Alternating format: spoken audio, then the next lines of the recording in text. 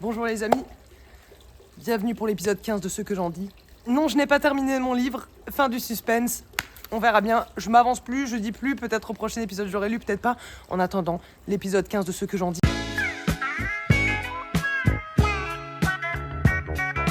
Avec Christophe Jolet et... Salut.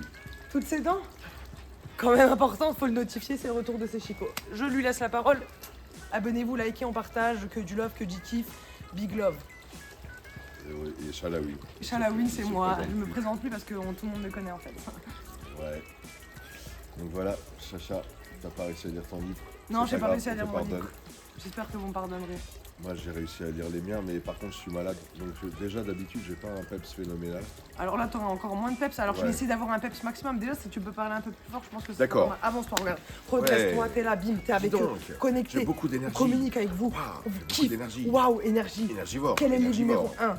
T'as lu combien de livres cette semaine? C'est 2 semaines. Parce 7. qu'à chaque fois, je dis cette semaine, il dit c'est 2 semaines. 7. 7 livres. 7. 7 livres. Eh, très très bien. C'est très très bien livre. Ouais. Très, Tu peux parler très quand même de bien façon livre. normale. Tu peux quand même tranquille. Il faut parler de façon normale. Le premier livre que j'ai lu cette quinzaine, c'est Malovic Malovic. de Marco Pianelli, qui est un auteur de polar que j'aime beaucoup. Beaucoup. Et il était avant dans un petit éditeur, Gigal, Polar, qui était à Marseille. Et maintenant, ce petit éditeur, malheureusement, n'existe plus, ou alors il va bientôt cesser d'exister. Aussi, Marco a signé dans d'autres maisons d'édition, dont M+ Édition. Non, ce n'est pas Mulhouse et Agglomération, c'est l'éditeur qui s'appelle comme ça. Pardon. Et cet livre, il était très très bien. S'il te plaît, arrête. Il est malade. Il est malade de 160. Donc il va nous parler de Malovix, Ouais, comme Vicks Vaporub. C'est C'est ça, un j'en ai placement de plein, là. produit. Marco Pianelli, M+, c'est pas Mulhouse, c'est les nouvelles éditions d'édition. M+. Waouh. Et donc c'est un polar. Polar. Donc c'est l'histoire d'une famille très riche qui cherche à retrouver sa fille disparue depuis 10 ans. Et pour ça, elle fait appel à Malovic, qui est un flic qui est mis un petit peu sur la touche parce qu'il a fait des trucs qui sont pas bien. Et donc il va la retrouver, mais en plus de la retrouver, il va découvrir les raisons de sa disparition. Intéressant. Et là, il va se dire, ok, je vais la ramener chez ses parents, mais je vais aussi l'aider à pouvoir régler certains problèmes. Et voilà, je vous en dis pas plus, juste ce que je voulais vous dire, parce qu'on a 7 livres, il faut qu'on aille un peu vite. Marco Pianelli, il a une spécialité, c'est le héros, la figure du héros. Il a le personnage central, ici Malovic, qui est irrésistible, quoi. Il est, tu peux que l'aimer, que vouloir qu'il réussisse, que voilà, prendre parti pour lui. C'est très manichéen, mais ça marche, quoi. Tu vois, c'est un petit peu dans l'esprit de ce que fait Stallone, quoi. Tu vois, t'as vraiment le gentil, les méchants, et Ouais. puis tu veux que le gentil gagne, Gagne, et puis ok. celui qui gagne, t'es content, quoi. Après, c'est bien, c'est des histoires qui font plaisir. Exactement. Ça fait Et du puis bien. en c'est fait. bien construit, il y a des bons retournements de situation, des trucs que tu vois pas. Et puis bah moi c'est le 3e bouquin de Marco que je lis et il fait partie de mes copains virtuels, quoi. Ok. On s'est jamais rencontrés, mais à chaque fois Bon, que je le lis, coucou je Marco. kiffe et merci Marco. Bravo pour Malovic. Ouais, Malovic. vraiment. Ensuite, Malovic. ça ressemble à un running gag. Running gag. Parce que j'ai foutu le truc est tombé par terre. Désolé Caroline, Caroline. Oh. il est tombé par terre mais il n'a pas été blessé. Spy Family tome 7. Bon bah voilà le 7e tome de la saga Spy Family. La dernière fois, tu t'étais un peu ennuyé pendant le tournoi de tennis. Voilà exactement. Ça, je me souviens. C'est bien. C'était la première super. fois que t'étais. Ah, tu vois, mais. T'as quand même un petit peu de la terre. Ah, Caroline, Caroline, il y a un petit peu de la terre. Je plantais les carottes dans ton livre, bah maintenant tu peux. Ou du fou, des navets, des radis. Peut-être des salades, Oui, ou des oui, poireaux. oui, oui, oui. Caroline sait ce qu'elle peut planter dans un jardin. Caroline, n'est-ce pas? Tu sais, écris en commentaire, je sais ce que je peux planter dans un jardin. Alors là, pour le coup, la dernière fois je m'étais plaint parce que ça parlait que d'un seul truc pendant tout le bouquin tournoi ou de presque. tennis. Voilà, à chaque mission, c'est un autre personnage. C'est super décousu. C'est le contre-pied de ce qu'il avait fait dans le top 6. Du coup, c'est un peu soudain, quoi. Alors voilà, c'est pas que je me lasse, mais disons que la magie de la découverte de Spy Family a un petit peu disparu. C'est toujours bien, hein. C'est toujours bien, mais à part le personnage de Anya Forger que je continue d'adorer de plus en plus. En plus, ma petite fille, elle s'est déguisée à Anya Forger, la Mulhouse Japan Wave. C'était un petit cœur. Donc ça, c'était... voilà. Bon, bah, je vais continuer à les lire, quoi, mais je suis plus complètement envoûté. T'es moins excité qu'au début. Ouais, vraiment. Mais quand même, Après, c'est bien. Tu termineras la Ça série, reste quoi. pour moi une super série, Voilà. vraiment. Et je vais continuer à lire tous les tomes parce que je la trouve très très bien. Mais voilà. Là, c'est les débuts, on peut C'est le tome 7, quoi. Voilà, Voilà. c'est le tome 7. Ensuite, Ikiro, c'est un français. Et c'est ça qui est sympa, c'est que Ikiro, c'est un roman japonais, écrit par un français. Et c'est vachement bien fait, donc on appelle ça le japanisme ou le japonisme. Et j'en parle très très mal, je suis désolé. C'est vraiment un côté très onirique, du style Haruki Murakami, où on part dans des délires de rêves, où ça se passe surtout dans les rêves. Et en fait, je ne me rappelle plus beaucoup. Mais à la lecture, j'avais kiffé. Mais ça doit être aussi un petit peu parce que je suis malade. Ok. Mais en tout cas, Mais il est c'était- bien. Et puis la couverture est très très belle. Et je rêve d'une collection Japon aux Forges de Vulcain. Aussi pourquoi je me rappelle pas très bien, c'est scientifique. C'est parce que je l'ai lu sur une liseuse. Et c'est scientifique. On se rappelle moins des livres qu'on lit sur des liseuses que des livres qu'on lit Sur des papiers. sur du papier. Envoyez-moi du papier. Troisième livre. Arpenter la nuit. Non, quatrième. Ouais, quatrième. Arpenter la nuit. Une petite nana, son nom de famille c'est Motley. Je me rappelle plus de son prénom. Je vais pas très bien préparé Oui, aujourd'hui. je vois ça. Voilà. Waouh, gros coup de cœur. Gros coup de cœur. Une nana qui a commencé l'écriture de son bouquin à 17 ans. Qu'il a fini à 19. Ouais, impressionnant. Arpenter la nuit, donc chez Albin Michel. Il est sorti en audio libre. Donc moi je l'ai écouté en audio libre. Chez Audiolib, pardon, en audio. Waouh, c'est un bouquin super terrible. Ça se passe à Auckland, aux États-Unis. C'est l'histoire d'une petite famille pauvre. Le papa est dead, la maman est en prison. La petite fille est toute seule avec son grand frère. Donc le grand frère, lui, il rêve de devenir rappeur depuis qu'il y a un oncle qui a fait un petit peu fortune dans le rap, sauf que lui, il n'est pas doué pour ça, quoi. Et lui, il est dans ses rêves, il gagne pas de thunes, et elle va à l'école, mais à un moment donné, ils sont menacés d'expulsion, il n'y a rien à bouffer et tout. Et concours de circonstances, elle se retrouve à un moment donné à coucher avec un mec qui lui file du fric, et après elle tombe dans la prostitution, quoi. Et notamment, elle tombe dans des parties qui sont organisées par des flics. Ok. Et la nana est mineure, hein, 17 ans. Et à un moment donné, il y a un gros scandale avec cette affaire de tournante organisée par les flics avec des mineurs dedans. Et elle se retrouve dans le système judiciaire, presque, on lui reproche des trucs alors que c'est une pauvre gosse, quoi. Ouais. Et ce bouquin est tellement poignant. Waouh, moi j'ai reçu une grosse baffe en le lisant. Alors en plus, je ne l'ai pas lu, Bah, j'ai écoutez. écouté. Et la nana qui l'a lu, elle s'appelle Evou, je sais plus c'est quoi son nom de famille, Célestine, non, je ne me rappelle pas. Ouais. Et pareil, elle lit, mais waouh, tu oublies, du début à la fin, tu oublies que c'est un livre. Et même le livre, moi à la fin, quand la nana, elle a dit que c'était pas de l'autobiographie, j'étais scotché. Je me disais, non, c'est pas possible, c'est obligatoirement c'est une histoire. Ouais. Non, c'était inspiré d'une histoire et tout.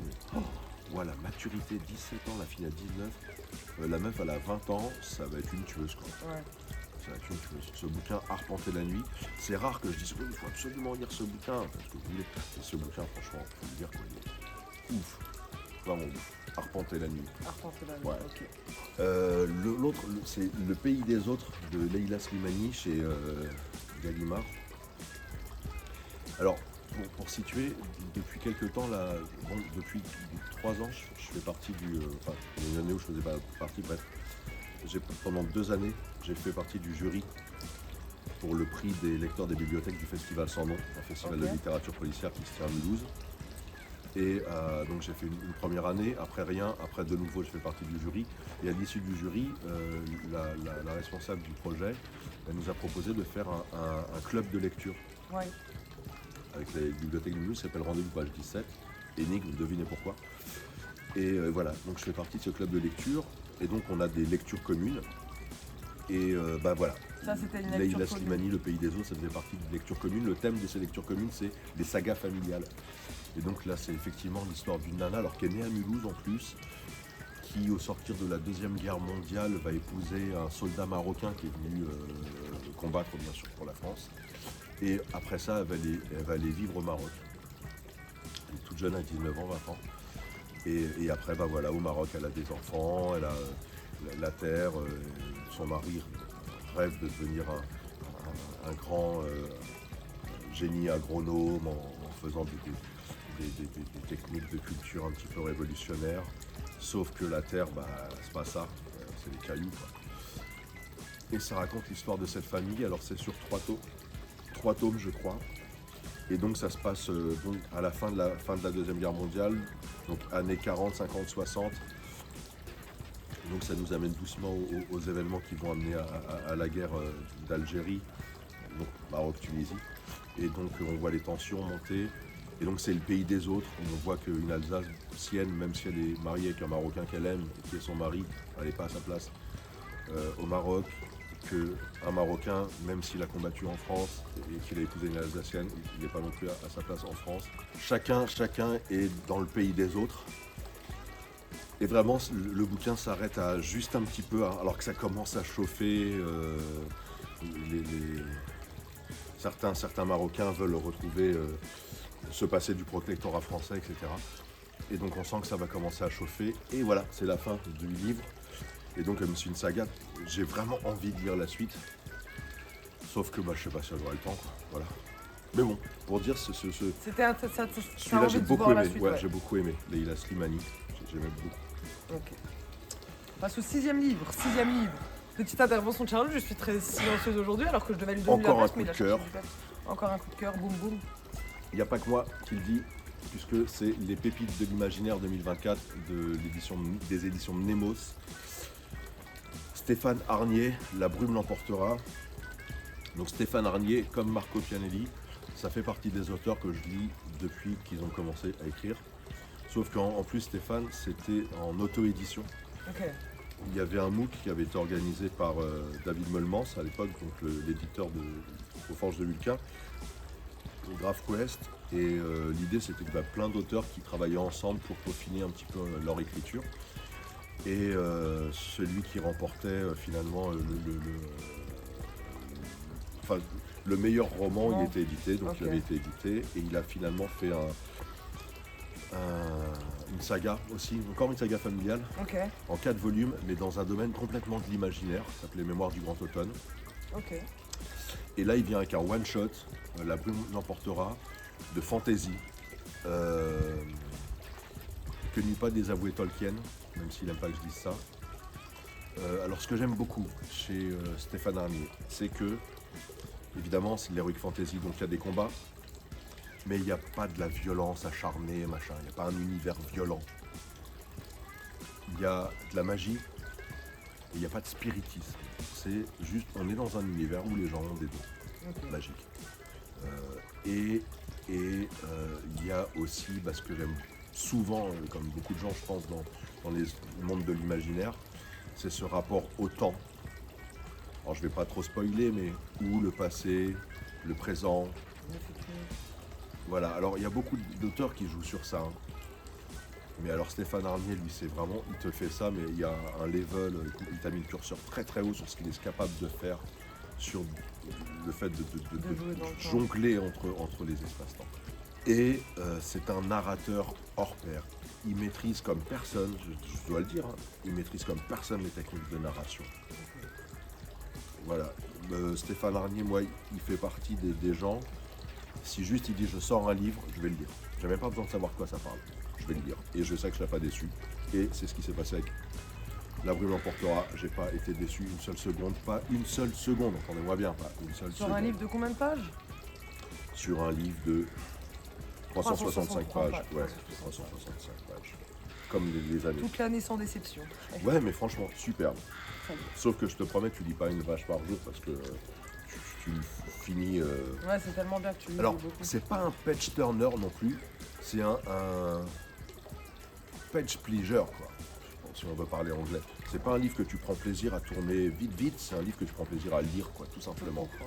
Il y a comme ça une grande modulation du rythme. Parce qu'il y a des page turners où tu es tout le temps comme ça. Tu vas la suite, tu vas la suite. Là, non. Il y a des moments où il y a de l'action, il y a des moments où c'est cool, mais c'est toujours intéressant. Chaque page, chaque livre est intéressant. Et pour finir, toujours dans le cycle de l'atelier, enfin du club Rendez-vous page 17, encore une saga familiale, Douglas Kennedy, un auteur américain, chez Belfond, La symphonie du hasard, livre 1 sur 3. Bon, bah c'est Douglas Kennedy, quoi. Donc c'est l'auteur américain préféré des Français. Pour moi, c'est un auteur américain, quoi. C'est-à-dire, il nous parle de la vie aux États-Unis. Là, c'est l'histoire d'une famille américaine, middle class, dans les années 60-70. Ça parle de la meuf, elle va à l'université, tout ça. C'est pas ma vie, quoi. Ouais. Autant vivre dans un pays imaginaire, enfin dans un monde imaginaire et faire une saga d'heroic fantasy, c'est pas ma vie non plus. Mais étrangement, j'arrive plus à m'identifier à un bouquin d'heroic fantasy que à Douglas Kennedy, quoi. C'est trop américain. Okay. C'est trop américain. Je pense que si t'es pas américain, tu peux pas te sentir concerné à ce point-là.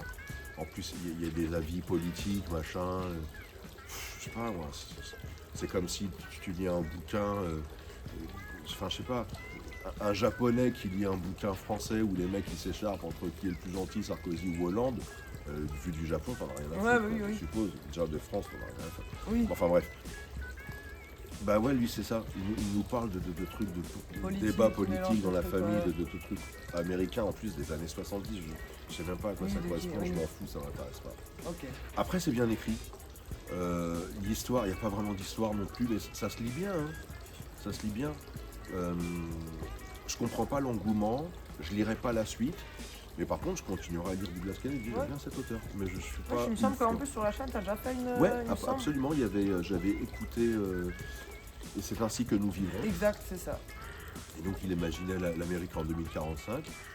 Et non, c'est pas un auteur que j'aime pas, mais juste je me dis, c'est trop américain. Ouais, voilà. Ok.